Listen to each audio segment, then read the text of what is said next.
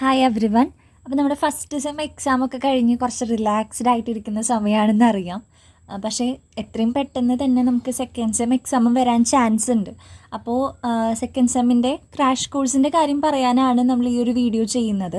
അപ്പോൾ അതിന് മുന്നായിട്ട് സെക്കൻഡ് സെമ്മിനെ കുറിച്ചും അതിലെ ഇംഗ്ലീഷ് സബ്ജക്ട്സിനെ കുറിച്ചും നമ്മുടെ ഈ കോഴ്സിൽ നമ്മൾ ഉദ്ദേശിക്കുന്ന സബ്ജക്റ്റ് ഏതാണ്, അത് എങ്ങനെയാണ് എന്നുള്ള കാര്യങ്ങളൊക്കെ ഞാൻ നിങ്ങൾക്ക് പറഞ്ഞു തരാം.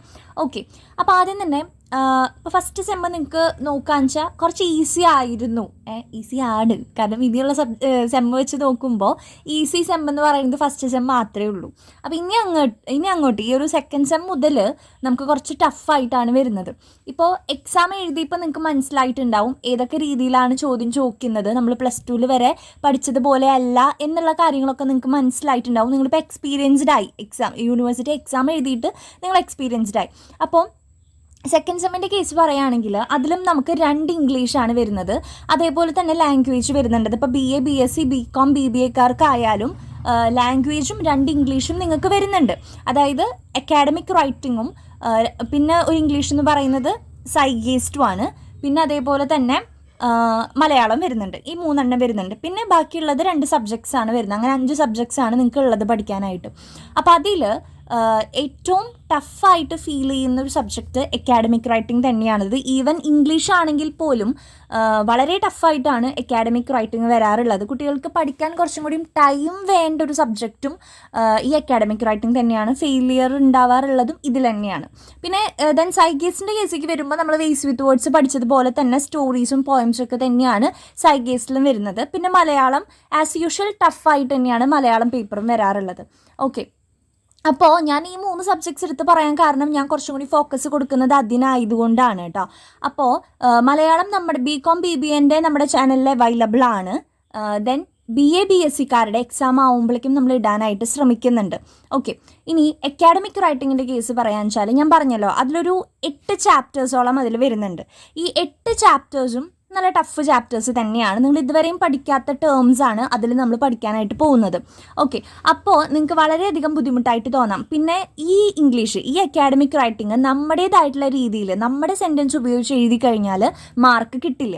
ടെക്സ്റ്റ് ബുക്കിലുള്ള സെൻറ്റൻസ് അതേ ഒരു ഇൻഫോർമേഷൻസ് വെച്ചിട്ട് തന്നെ വേണം നമ്മൾ എക്സാം എഴുതാനായിട്ട്.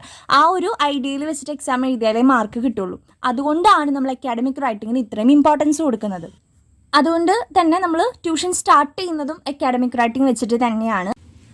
അപ്പോൾ നമ്മളിത് എങ്ങനെയാണ് ട്യൂഷൻ അറേഞ്ച് ചെയ്തിരിക്കണതെന്ന് വെച്ച് കഴിഞ്ഞാൽ ക്രാഷ് കോഴ്സ് പോലെ തന്നെയാണ്. അതായത് കുറച്ച് ദിവസങ്ങൾ കൊണ്ട് എടുത്തു തീർക്കുന്ന രീതിയിൽ തന്നെയാണ് അറേഞ്ച് ചെയ്യുന്നത്.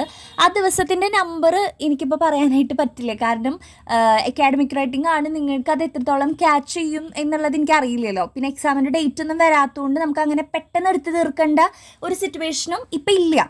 അപ്പോൾ അതുകൊണ്ട് കുറച്ച് സ്ലോ എന്നാൽ വളരെ സ്ലോവുമല്ല, അങ്ങനത്തെ ഒരു രീതിയിലായിരിക്കും നമ്മൾ ക്ലാസ് പോവുക.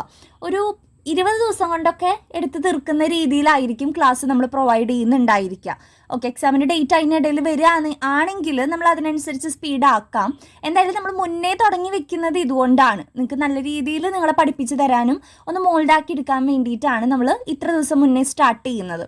ഓക്കെ, അപ്പോൾ ഒരു 20 ദിവസം കൊണ്ട് കംപ്ലീറ്റ് ചെയ്യുന്ന രീതിയിൽ നമുക്ക് എന്ത് ചെയ്യാം, അറേഞ്ച് ചെയ്യാനായിട്ട് പറ്റും.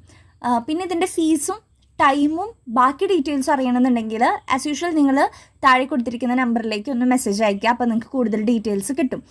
അത് മനസ്സിലാക്കി കഴിഞ്ഞ് കഴിഞ്ഞാൽ ഫസ്റ്റ് സെം ട്യൂഷനിലുള്ള കുട്ടികളാണെന്ന് അവർക്ക് അറിയായിരിക്കും. അത് മനസ്സിലാക്കി കഴിഞ്ഞാൽ നിങ്ങൾ പേയ്മെൻറ്റ് നടത്തി കഴിഞ്ഞാൽ എന്ത് ചെയ്യാൻ പറ്റും, ഗ്രൂപ്പിലേക്ക് ജോയിൻ ആക്കാം. പിന്നെ ആ ഗ്രൂപ്പിലായിരിക്കും നമ്മൾ ലിങ്ക് ഇടുന്നുണ്ടാവുക. ഗൂഗിൾ മീറ്റ് വഴിയായിരിക്കും ക്ലാസ്, ലിങ്ക് ഇടും. ആ ലിങ്കിൽ കയറിയിട്ട് നിങ്ങൾക്ക് ആ ഒരു ടൈമിൽ ക്ലാസ്സിലേക്ക് ജോയിൻ ചെയ്യാവുന്നതാണ്. ഇൻ കേസ് നിങ്ങൾക്ക് ആ ഒരു ദിവസത്തെ ക്ലാസ് കിട്ടിയില്ല എന്നുണ്ടെങ്കിൽ അന്നത്തെ ദിവസത്തെ റെക്കോർഡിംഗ് ഓഡിയോയും നോട്ടും ഗ്രൂപ്പിൽ അവൈലബിൾ ആയിരിക്കും. അപ്പോൾ അതുകൊണ്ട് ക്ലാസ് മിസ്സായ ടെൻഷൻ നിങ്ങൾക്ക് വേണ്ടി വരില്ല.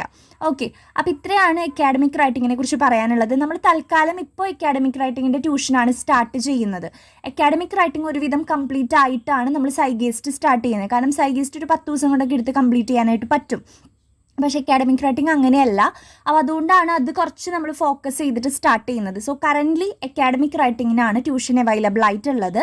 ഒരു 20 ദിവസം കൊണ്ട് കംപ്ലീറ്റ് ചെയ്യുന്ന രീതിയിലായിരിക്കും. ചെറിയൊരു എമൗണ്ട് മാത്രമേ ഫീസ് ഉണ്ടായിരിക്കുള്ളൂ.